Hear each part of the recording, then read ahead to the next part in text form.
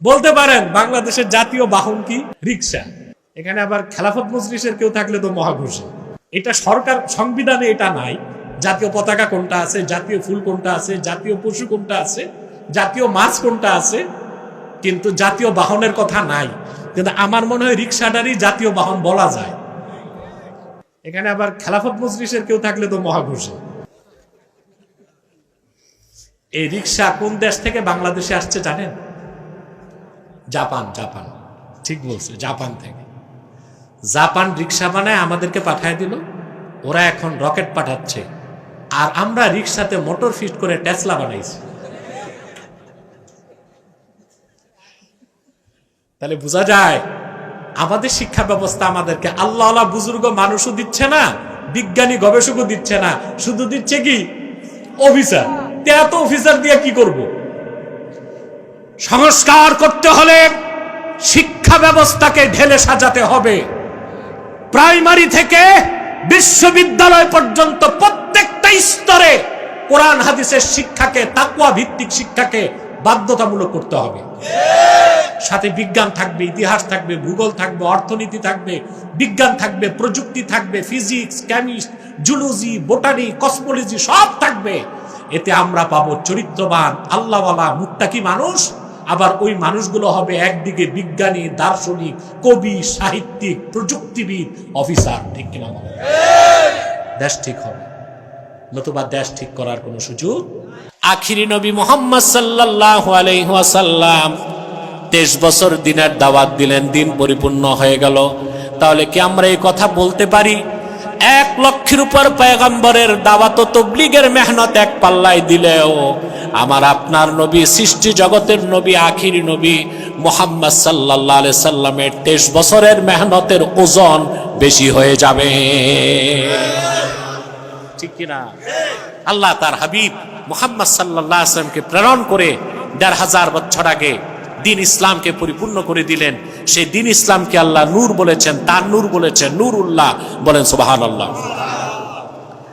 এরপরের আয়াতে আল্লাহ তাআলা বলেন, খুব মনোযোগ দেন, আর কয়েক মিনিট, অনেক টাইম হয়ে গেছে, আর 20-25 মিনিট কষ্ট করবেন। কে কে হাত তুলে দেখেন, হাত লম্বা করেন, হাত নামান। গভীর রাত, আমরা একটু পর হাত তুলে দোয়া করবো, আশা করি আল্লাহ আমাদের দোয়া কবুল করবেন। দোয়া কবুল হবে কিনা জানি না, কারণ সব দোয়া আল্লাহ দুনিয়ায় কবুল করেন না। তবে আমি পাপী আর আপনারা, আমাদের গুনাহ মাফ হবে, এই বিশ্বাস আছে। আল্লাহ কবুল করুন, বলুন আল্লাহুম্মা আমিন। দ্বিতীয় আয়াতে আল্লাহ তাআলা বলেন, হুয়াল্লাযী আরসালা রাসূলাহু বিল হুদা ওয়া দীনিল হক। তিনি আল্লাহ, যিনি মুহাম্মদ সাল্লাল্লাহু আলাইহি সাল্লামকে পাঠিয়েছেন হেদায়েতের সাথে। হেদায়েত কি? জোরে। ওয়া দীনিল হক, মহাসত্য দিন সহকারে, সেটা হচ্ছে ইসলাম। সেটা কি? কেন? লিইয়ুযহিরাহু আলাদ-দীনি কুল্লিহি ওয়ালাউ কারিহাল মুশরিকুন। যেন মুহাম্মদ সাল্লাল্লাহু আলাইহি সাল্লাম আল্লাহর দ্বীনকে সকল দ্বীনের উপর বিজয়ী করতে পারেন। আল্লাহ তার হাবিবের দ্বীনকে, তার হাবিবের মাধ্যমে আল্লাহ তার দ্বীনকে বিজয়ী করে দিয়েছেন না? এটা ইসলাম বিজয় হয়ে গেছে 1500 বছর আগে। এই কথাটা ভালো করে মনে রাখবেন। এখন অনেকেই মুখরোচক স্লোগান দিচ্ছে নির্বাচন সামনে রেখে। কিছু পীর, কিছু বক্তা বলতেছে আমাদেরকে ভোট দিলে ইসলাম বিজয়ী হবে। কি আশ্চর্য কথা! ইসলাম তো বিজয়ী হয়েই আছে। এটা বলেন যে আমাদেরকে ভোট দিলে ইসলামপন্থীরা বিজয়ী হবে, কথা বলে না। ইসলামের বিজয় আর মুসলমানের বিজয় এক জিনিস নয়, এটা ভালো করে বুঝতে হবে। আমাদের দেশের বক্তাগুলোর মুখে নাই লাগাম, যা খুশি তাই বলে, বুঝেন না? মানুষকে ভাষণ দেয় আমরা এক হব, নতুবা ইসলামের ক্ষতি হবে। বেটা, ইসলাম কি ক্ষতি হওয়ার জিনিস? এক না হলে মুসলমানের ক্ষতি হবে। ইসলাম বিজয়ী হয়ে গেছে, ইসলাম কখনো পরাজিত হবে না, এটা আল্লাহ বলে দিয়েছে। অতএব ইসলামের পক্ষে যারা থাকবে মুসলিম হিসেবে তাদের বিজয় হবে, ঠিক কিনা? আর প্রকৃত মুসলমানরা তাদের অভিধানে পরাজয় বলে কোনো শব্দ নাই। মুসলমানের অভিধানে দুইটা শব্দ, বিজয় নয় বিপর্যয়, পরাজয় বলে কোনো শব্দ নাই। যে ব্যক্তি ইমানদার পরিপূর্ণ ইখলাসের সঙ্গে দ্বীনের কাজ করবে, তার জন্য দুইটা জিনিস আল্লাহর পক্ষ থেকে, হয় সে শাহাদাত বরণ করবে, নয় সে বিজয়ী হবে। বলেন সুবহানাল্লাহ। হয় শাহাদাত বরণ করবে, নয় সে বিজয়ী হবে। বিপর্যয় বলে কোনো শব্দ থাকবে তখন যদি সে ভুল করে, কিন্তু পরাজয় বলে কোনো শব্দ নাই। মুসলমান ইমানের সাথে দ্বীনের পক্ষে তার প্রতিটা শ্বাস, প্রতিটা কদম আল্লাহ তাআলা সওয়াব হিসেবে, পুণ্য হিসেবে তার আমলনামায় দিয়ে দিবেন। বলেন সুবহানাল্লাহ। যার ইখলাস যত বেশি হবে তার মাকাম তত বড় হবে। বলেন সুবহানাল্লাহ। অতএব আমাদেরকে ভোট দিলে এক পিসাব বলছে যে আমরা ইসলামকে বিজয়ী করব। বেটা পিসাব, তোমার তো আকীদার কোনো জ্ঞানই নাই। ইসলাম তো ১৫০০ বছর আগে রাসূলুল্লাহর মাধ্যমে মহাবিজয়ী হয়ে গেছে। এইটা বলো যে আপনারা আমাদেরকে ভোট দিলে ইসলাম পন্থীগণ বিজয়ী হবে, এটা বলা যায়, ঠিক কিনা? আকীদাগত কোনো ত্রুটি মুখে উচ্চারণ করা যাবে না, হৃদয়ে লালন করা যাবে না। আবার কথায় কথায় বলে ইসলামের ক্ষতি হয়ে যাবে। ইসলাম ক্ষতি হওয়ার জিনিস? আল্লাহ বলে দিয়েছেন পৃথিবীর সমস্ত কাফের মুশরিক বেঈমান এক হয়েও আল্লাহর নূরের কোনো ক্ষতি করতে পারে নাই, পারে না, পারবে না। সুবহানাল্লাহ বলে। ভুল করলে মুসলমান মাসুল দিবে, তাদের খেসারত দিতে হবে। যেমন আপনাদের ভুলে আপনারা বিগত 16 বছর খেসারত দিয়েছেন, এখনো ভুল করছেন, তার মানে সামনে আপনাদের খেসারত আছে। ভুল করতেছেন, কি করতেছেন? ভুল করতেছেন, খেসারত আপনাদেরকে দিতে হবে। এই যে আপনারা বসলেন 31টা দল, কটা দল? 31টা দল, সবাই মোটামুটি গণতন্ত্রের উপর ঈমান আনছে। 31টা দল ঐকমত্য কমিশনে বসছে, 9 মাসে 54 লাখ টাকার চা বিস্কিট খাইছে। কত লাখ টাকা? 54 লাখ টাকার চা বিস্কিট খাইছে। সংবিধানকে সংস্কার করবে, কিন্তু আসল কথায় কেউ নাই। কেউ বলতেছে গণভোট, কেউ বলতেছে গণভোট না, কেউ বলতেছে আজকে, কেউ বলতেছে কালকে। এতগুলি ইসলামী দল সবাই মিলে যদি একটা আবেদন করত যে বাংলাদেশের সংবিধানে শুরুতে লিখে দেওয়া হোক সংবিধানের মূল উৎস হবে কোরআন এবং সুন্নাহ, আর সংস্কার লাগে না, আর সংস্কার লাগে না। আমরা কিন্তু এই কথাটা হবে কি হবে না পরে বলতেও তো পারি নাই। তাহলে এখনই কি আমরা ভুলে আছি কিনা? খেসারত দিতে হবে কিনা?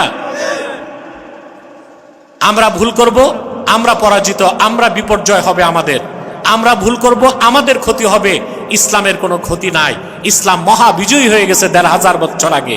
যতদিন কোরআন থাকবে ততদিন ইসলাম থাকবে।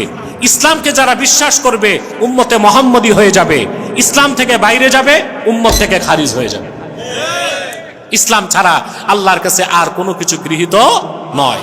এবার আসেন, এই ইসলামকে আল্লাহ প্রথম বললেন নুরুল্লাহ, আল্লাহর নূর, আর দ্বিতীয় আয়াতে বললেন দ্বীনে হক। সুবহানাল্লাহ। আমাদের দ্বীন কি? আমাদের দেশের মানুষ দ্বীন শব্দের একটা অর্থ জানে যে দ্বীন অর্থ ধর্ম। দ্বীন অর্থ কি? কিন্তু আল্লাহ তাআলা 4টা বিষয় কি দ্বীন বলছেন।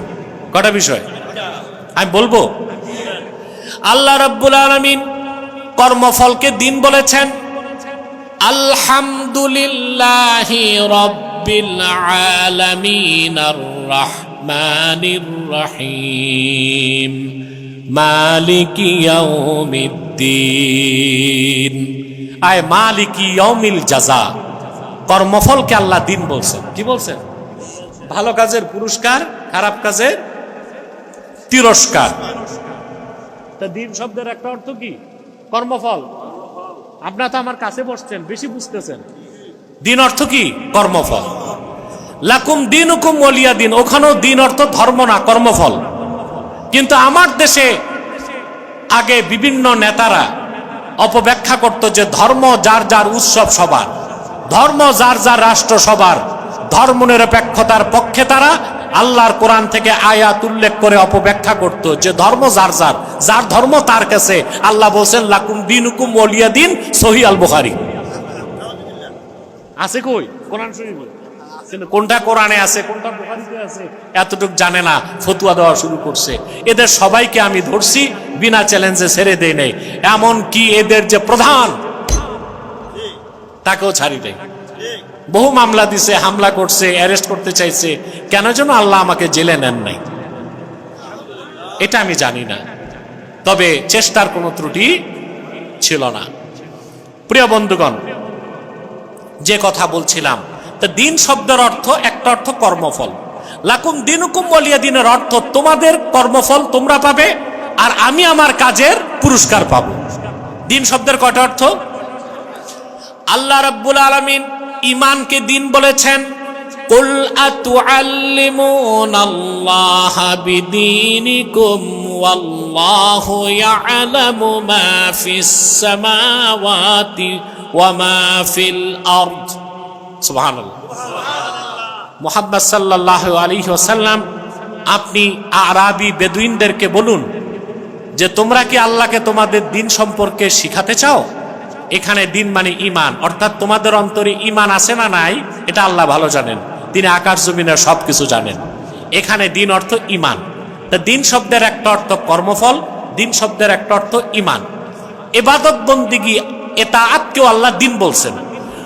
ওয়ামা উমিরু ইল্লা লিয়াবুদুল্লাহা মুখলিসিনা লাহুদ্দিন।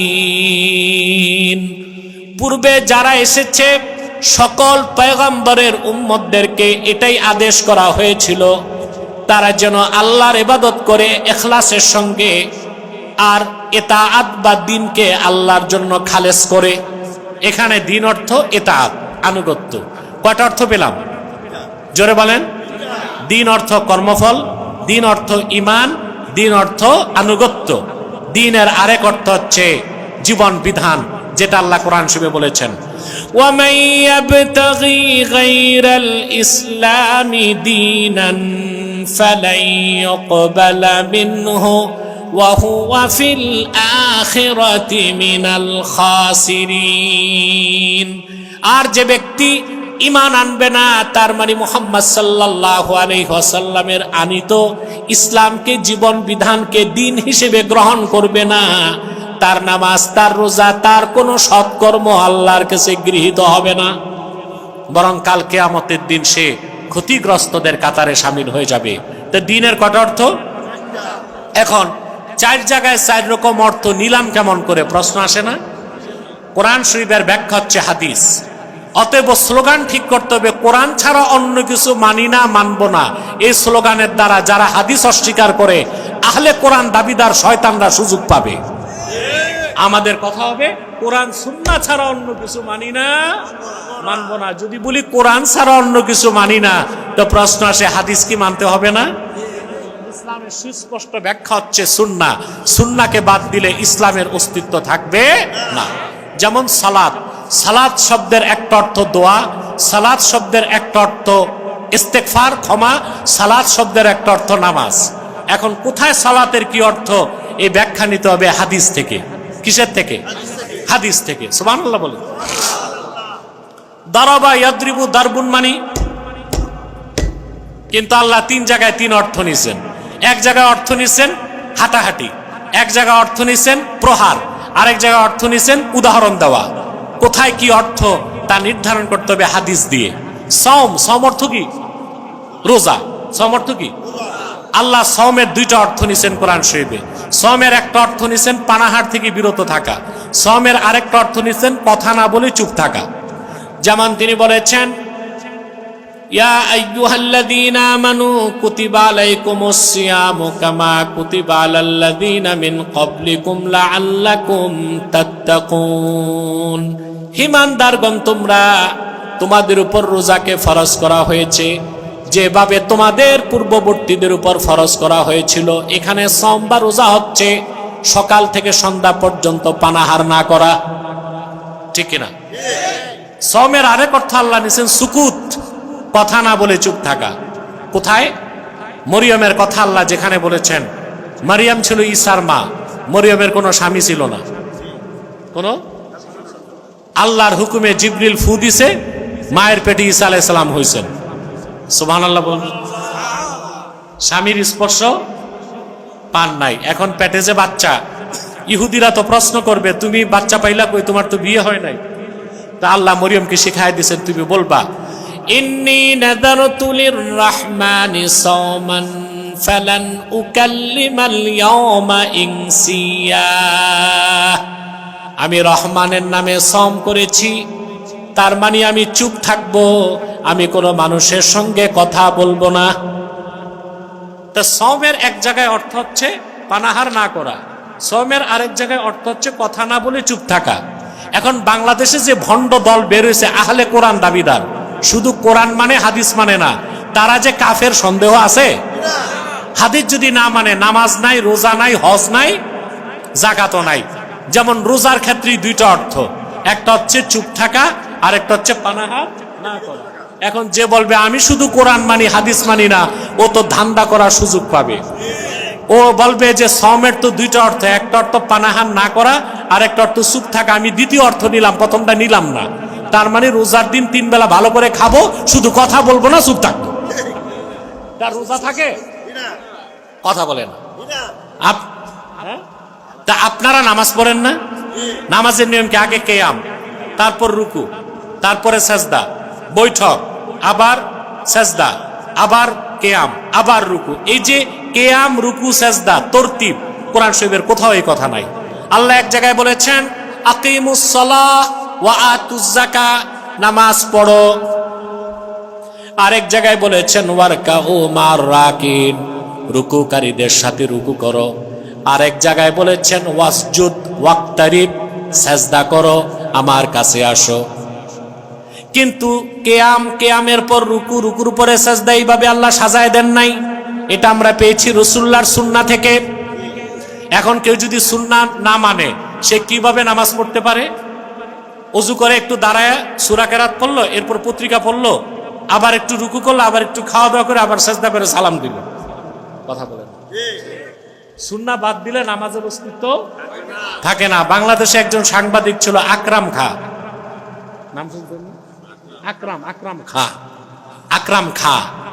এই লোকটাকে বলা হয় বাংলাদেশের সাংবাদিকতার জগতে কিংবদন্তি। আর আমি খোঁজ নিয়ে দেখছি এই বেটা মুসলমানই হয় নাই। এ ছিল ওরিয়েন্টালিস্ট, স্যার সৈয়দ আহমদ খানের ওরিয়েন্টালিজম বিশ্বাস করত। তো সে নামাজ পড়তো কিভাবে? সে প্রথমে দাঁড়ায় কিছুক্ষণ সূরা কেরাত পড়তো, এরপর পত্রিকার লেখালেখি করত, আবার একটা রুকু করে ফেলতো, আবার এসে একটু চা খাইতো, আবার সেজদা করতো। তা আলেমরা তারে জিজ্ঞেস করছে আপনি এইভাবে নামাজ পড়েন কেন? কোরআনে তো এইভাবে নাই যে কিয়াম, তারপর রুকু, তারপর সেজদা। বলে হাদিসে আছে। ও তো হাদিসই মানত না। তাহলে না, কাদিয়ানীরা তো কুখ্যাত কাফের। আমি বলতেছি যাদের কথা, এরা আহলে কোরআন, ওরা হাদিস মানে না, ওরা হাদিস মানে না। তা হাদিস যারা মানে না তারাও মুসলমান হইতে পারে না, কাফের। আমি কিছু কথা বললাম কেন? দিন শব্দের কটা অর্থ, কিন্তু এই অর্থগুলো হৃদয় থেকে?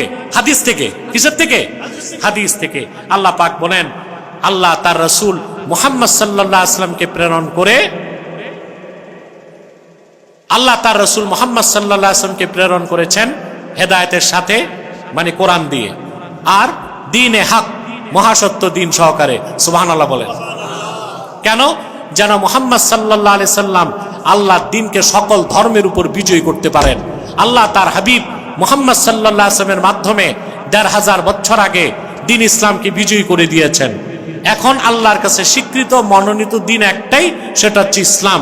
ইসলামের বাইরে কোনো কিছুকে আল্লাহ গ্রহণ করবেন আর আল্লাহ পর্যন্ত পৌঁছা সম্ভব না। এই কথাগুলো বুঝছেন? ভালো করে বুঝছেন? এবার আসেন আর একটু ভালো করে দিন ইসলামের পরিচয় জেনে নেন। ইসলাম ছাড়া অন্য কোনো ধর্ম, আদর্শ, মতবাদে ভালো কিছু থাকলেও নেওয়া যাবে না। এটা বুঝছেন? আপনি বলতে পারেন হুজুর এটা তো গায়ের জোরের কথা। ইসলাম তো মানি, ইসলাম ইজ দ্য বেস্ট বলে না কথিত স্কলাররা। ইন্টারফেথের পয়সা খাইছে যারা খ্রিস্টানদের, এই স্কলার নামের স্ক্রু ড্রাইভাররা বলে no east no west, Islam is the best. এখানে ফাঁক আছে, আপনার ঘুরে বসেন জনগণের। এখানে কি আছে? বেস্ট মানে সর্বশ্রেষ্ঠ। তাহলে বোঝা যায় ইসলাম তো সর্বশ্রেষ্ঠ, তবে শ্রেষ্ঠও আছে। কথা বলেন। আছে শ্রেষ্ঠ? না, স্লোগানটা হবে no east no west, Islam is the best, Islam is last, Islam is completed by almighty Allah. ইসলামী শুরু, ইসলামী শেষ, ইসলামী পরিপূর্ণ, ইসলামের বাইরে কোনো কিছু। আমি একটা দলিল দিব আর একটা যুক্তি দিব। একটা দলিল একটা যুক্তি। কেন? আপনারা বাঙালি যুক্তি পছন্দ করেন বেশি, ঠিক না? কিন্তু মনে রাখবেন, লাখো যুক্তি এক পাল্লায় দিলেও কোরআন হাদিসের একটা দলিলের সমান ওজন হবে। সেজন্য আমি দলিলে বিশ্বাসী, যুক্তিতে বিশ্বাসী না। আমি কিসে বিশ্বাসী? দলিলের পর কাফের মুশরিক নাস্তিকদের বুঝাইতে যুক্তি টুক্তি মাঝে মধ্যে দেই, যুক্তি দেই আমি, কারণ লোহা দিয়া লোহা কাটতে হয়। কি বলেন? এখন দেখেন দলিল একটা দিচ্ছি যে ইসলাম শুধু সর্বশ্রেষ্ঠ না, ইসলাম সর্বশ্রেষ্ঠ, ইসলাম চূড়ান্ত, ইসলাম একমাত্র। এর বাইরে অন্য কোন ধর্ম মতবাদ থেকে যত ভালো হোক তা নেওয়া যাবে যাবে। দেখুন, আহমদ বিন হাম্বল তার মুসনাদে হাদিসটি নকল করেছেন। হযরত ওমর রাদিয়াল্লাহু তাআলা তিনি একদিন হাতের মধ্যে কিছু কাগজ নিয়ে আসছেন। কাগজগুলো ছিল তাওরাত কিতাবের শিক্ষা। রাসূলুল্লাহ সাল্লাল্লাহু আলাইহি ওয়াসাল্লাম বলেন, ওমর, হাতে কি? তিনি বলেন, ইয়া রাসূলুল্লাহ সাল্লাল্লাহু আলাইহি ওয়াসাল্লাম, বনি কুরাইজাতে আমার এক ভাই আছে, ইহুদি, দুঃসম্পর্কের। তাওরাত কিতাবের মূল বক্তব্য, তাওরাত কার উপর নাজিল হয়েছিল? জোরে বলেন। তাওরাত কিতাবের মূল বক্তব্য এখানে লেখা আছে। কথাটা শোনার সঙ্গে সঙ্গে আল্লাহর হাবিব এত রাগ করলেন, ওনার নূরের চেহারা মুবারকে রাগ প্রকাশ পেল। হাদিসের রাবী বলেন, আমি ওমরকে ডাক দিয়ে বললাম, ওমর, আলা তারা বিওয়াজহি রাসূলিল্লাহি সাল্লাল্লাহু আলাইহি ওয়াসাল্লাম, ওরে ওমর, তোমার হাতে তাওরাত কিতাবের পৃষ্ঠাগুলো থাকার কারণে আল্লাহ রসুল কতটুক রাগ করেছেন তুমি কি দেখো নাই? হযরত ওমর যখন দেখলেন রাসূলুল্লাহ রাগ করেছেন, তিনি হাঁটু গেড়ে বসে সঙ্গে সঙ্গে পড়তে লাগলেন, রাদিতু বিল্লাহি রাব্বা ওয়া বিল ইসলামি দীনা ওয়া বি মুহাম্মাদিন সাল্লাল্লাহু আলাইহি ওয়াসাল্লামা রাসূলা। পারেন সবাই? শয়তান ওয়াসওয়াসা দিলে এটা পড়বেন বেশি বেশি। পড়েন, রাদিতু বিল্লাহি রাব্বা ওয়া বিল ইসলামি দীনা ওয়া বি মুহাম্মাদিন সাল্লাল্লাহু আলাইহি ওয়াসাল্লামা রাসূলা। আল্লাহর হাবিবের রাগ কমে গেল। তারপর হযরত ওমরকে লক্ষ্য করে রাসূলুল্লাহ সাল্লাল্লাহু আলাইহি ওয়াসাল্লাম একটা কথা বললেন, বলবো? মনে রাখবেন, কথাটা আমল করবেন। এই কথাটা বিশ্বাস করে আমল করার চেষ্টা করবেন। আল্লাহর হাবিব বললেন, ওমর শোনো, লাউ আসবাহা ফিকুম মূসা সুম্মা তাবাতুমুহু ওয়া তারাকতুমুনি লাদালালতুম। মূসা, ওমর, যদি এখন তোমাদের মধ্যে মূসা জীবিত থাকতো, মূসা তো ইন্তেকাল করছে, যদি মূসা জীবিত থাকতো আর তোমরা যদি আমার অনুসরণ বাদ দিয়া মূসার অনুসরণ করতা, তোমরা সব পথভ্রষ্ট হয়ে যেত। এটা আহমদ বিন হাম্বল তার মুসনাদে হাদিসটি নকল করেছেন। আরেকটা হাদিস মুসনাদে এসেছে, রাসূলুল্লাহ সাল্লাল্লাহু আলাইহি ওয়াসাল্লাম বলেছেন, যদি মূসা জীবিত থাকতো আমার অনুসরণ করা ছাড়া তার গতি থাকতো না। সুবহানাল্লাহ বলবেন? কথাটা খেয়াল থাকবে। তাহলে আমরা কি বুঝলাম? মূসা নবীর তাওরাত কিতাবের কিছুও মানা, ঈসা নবীর ইনজিল কিতাবের কিছু মানা, শুধু ইসলাম, কেবলমাত্র ইসলাম, একমাত্র ইসলাম, এর বাইরে মুক্তির কোনো পথ